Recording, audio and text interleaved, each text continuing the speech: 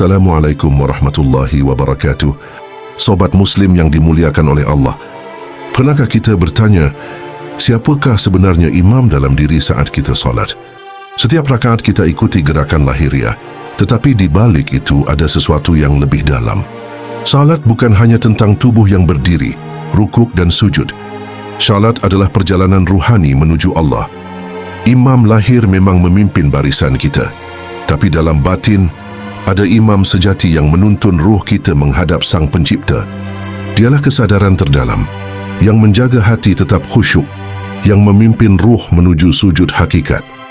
Bila imam dalam diri itu lemah, salat kita hanya gerakan. Namun bila imam batin itu hadir, maka setiap takbir menjadi cahaya, setiap sujud menjadi perjalanan menuju Allah. Inilah rahasia besar yang tersembunyi. Siapakah imam dalam diri? Dialah hati yang hidup dengan tauhid. Dialah ruh yang tunduk penuh pada Allah. Dan hanya dengan mengenalnya, salat kita akan menemukan makna sejati. Bukan sekadar kewajiban, tapi pertemuan dengan Sang Kekasih. Imam dalam diri bukan sekadar suara bacaan yang terdengar. Ia adalah kesadaran yang memimpin hati. Apakah hati sedang ingat Allah ataukah lalai dalam gelombang pikiran?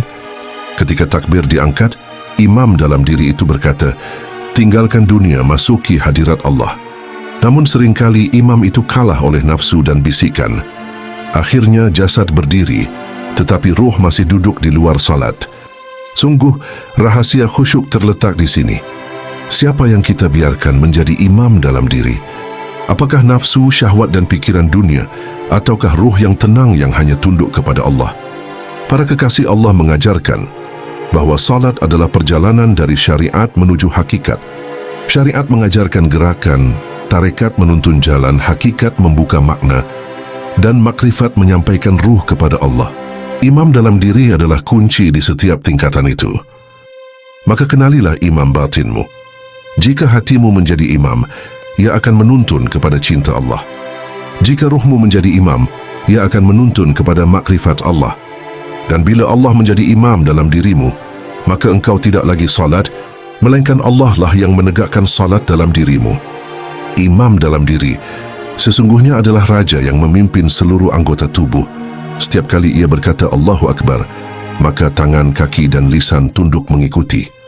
Jika raja itu sadar akan Allah, maka seluruh kerajaan tubuh akan ikut sujud dalam cahayanya. Namun bila raja itu lalai, maka salat hanya tinggal bayangan kosong tanpa roh. Sungguh, inilah rahasia besar salat. Ada dua imam yang bisa memimpin. Imam lahir yang berdiri di depan saf dan imam batin yang berdiri di pusat hati. Keduanya harus sejalan. Jika tubuh mengikuti imam lahir tetapi hati mengikuti nafsu, maka salat hanya menjadi rutinitas. Tetapi bila hati mengikuti imam batin yang terhubung kepada Allah, maka salat menjadi perjalanan ruhani, naik dari bumi menuju langit. Imam batin itu bukanlah jasad, bukan pula akal semata, melainkan ruh yang mengenal Tuhannya. Ia yang memimpin kita melewati keramaian pikiran. Ia yang menenangkan hati saat berdiri di hadapan Allah. Bila engkau ingin menemukan imam dalam dirimu, maka diamlah sejenak di dalam salat. Rasakan siapa yang memimpinmu ketika membaca Al-Fatihah. Apakah hanya lisan yang melantunkan, ataukah hati yang benar-benar berbicara kepada Allah?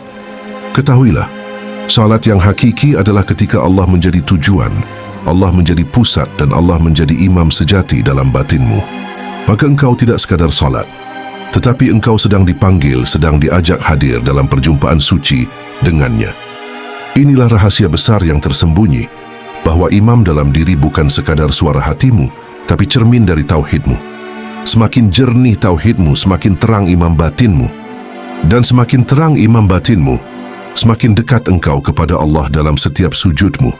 Ketahuilah, imam dalam diri bukan hanya sekedar kesadaran yang membimbing salatmu, tetapi ia adalah timbangan antara engkau dengan Allah. Jika imam itu dipimpin oleh nafsu, salatmu terikat pada dunia. Jika imam itu dipimpin oleh akal, salatmu sebatas lafaz dan hafalan. Namun jika imam itu dipimpin oleh ruh, maka salatmu berubah menjadi mi'raj. Perjalanan mendaki menuju Allah, sebagaimana Rasulullah diangkat ke langit dalam sujudnya. Imam dalam diri adalah saksi. Apakah engkau benar-benar hadir bersama Allah atau hanya menghadirkan jasad tanpa hati? Maka siapapun yang mampu menghadirkan imam batinnya dalam tauhid, ia akan merasakan salat bukan sebagai kewajiban tetapi sebagai pertemuan kekasih dengan kekasihnya. Inilah yang dimaksud para arif billah, bahwa salat sejati bukanlah engkau yang menegakkan salat, tetapi Allah lah yang menegakkan salat dalam dirimu. Engkau hanyalah wadah, sedang Dia adalah cahaya yang mengisi. Maka jangan engkau cari imam dalam diri di luar Allah, karena sesungguhnya imam itu adalah ruhmu yang telah fana dalam kehendaknya.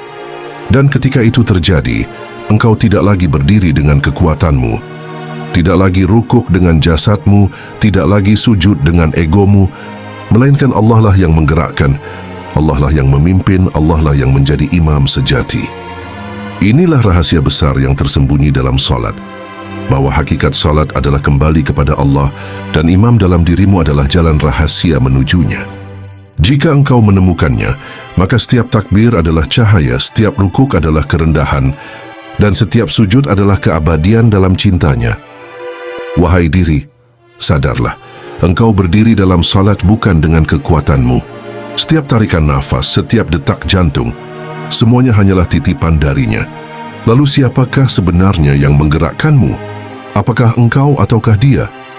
Imam dalam diri bukan sekadar bayangan hatimu.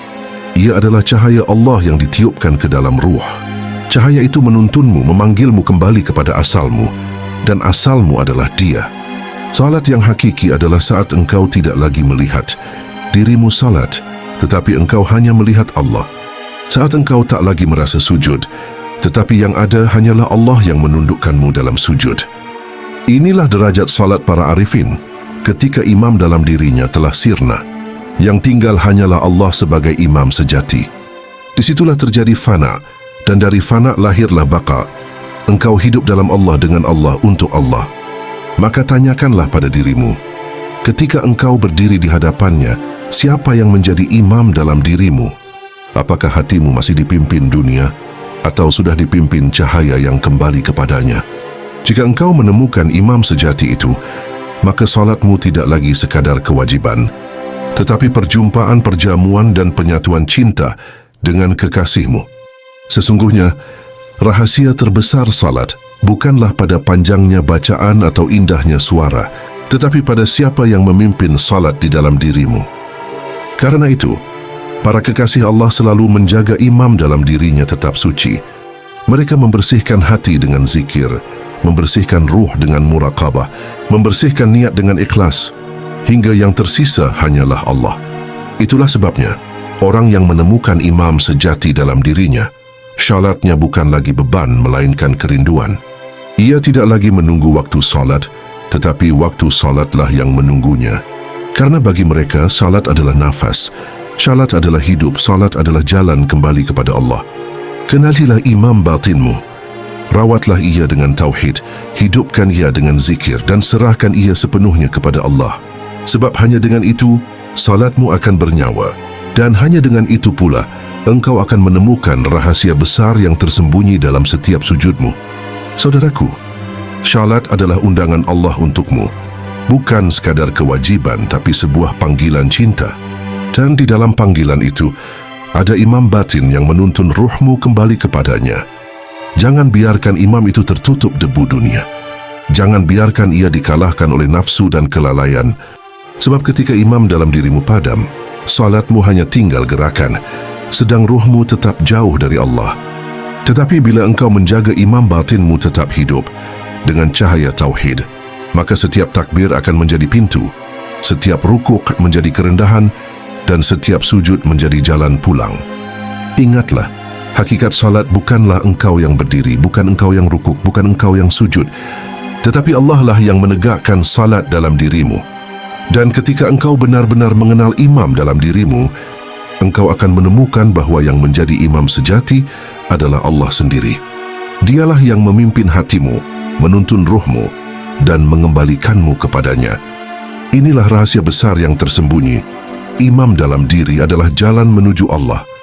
Dan bila engkau menemukannya, maka setiap salatmu akan menjadi perjumpaan, dan setiap sujudmu akan menjadi pelukan cinta dengan Sang Kekasih. Semoga bermanfaat dan memberi manfaat. Wassalam.